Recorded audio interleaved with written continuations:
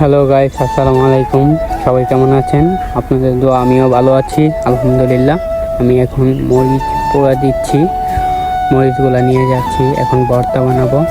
তো মরিচের ডাটাগুলো সবগুলো ছাড়িয়ে নিচ্ছি। সবগুলো ছাড়িয়ে নেওয়ার পরে আমরা ভর্তা বানাবো।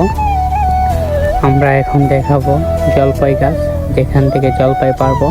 এই যেটা জলপাই গাছ, এখান থেকে জলপাই পারবো।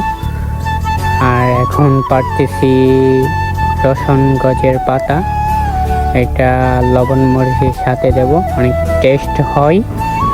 যার বাড়ি থেকে এইগুলো পারতেছি তাকে বলা হয় নাই, সব বলে দেব। আমার মামার বাড়ি, এটা মামার বাড়ি। আমি অধিকার দেখিয়ে পেয়ে নিতেছি, আমাকে দেখলেও কিছু বলবে না। এখন চলে যাচ্ছি পুকুর পাড়ে গিয়ে লবণ মরিচ বানাবো। লবণ মরিচ, বাও, অনেকগুলো লবণ মরিচ। তো আমরা পুকুর পাড়ে আসলাম, সবাই আমার ফ্রেন্ড সবাই পুকুর পাড়ে একটা কোনায় গিয়ে বসবো। এগুলো হচ্ছে জলপাই পারলাম। জলপাই পারছি, বাট দেখানো হয় নাই। এই যে ও পারছে জলপাইগুলা, সবগুলা, অনেকগুলা জলপাই ও আগে খেয়ে ফেলতেছে। আমার তো লোভ সামলাতে পারছি না ওর খাওয়া দেখে। ও মাই গড, অনেকগুলো জলপাই পেয়েছি, পকেটে অনেকগুলো জলপাই আছে।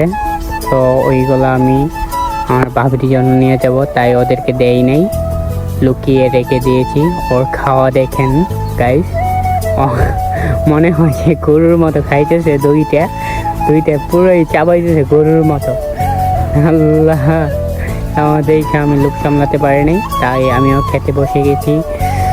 আমি প্রায় 7টা জলপাই খাইছি। খাওয়ার পরে বলতেছে আরও দে, আমি আরও খাবো।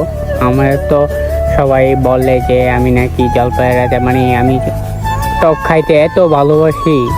মানে সবাই জানে, আমার নানা বাড়ি সবাই জানে যে আমি টক খাইতে অনেক ভালোবাসি। আর আমি নানু বাড়িতে চাইলে বলে চল আমরা সবাই লবণ মরিচ খাই, বা একটা কিছু করি লবণ মরিচ দিয়ে কিছু একটা খাই।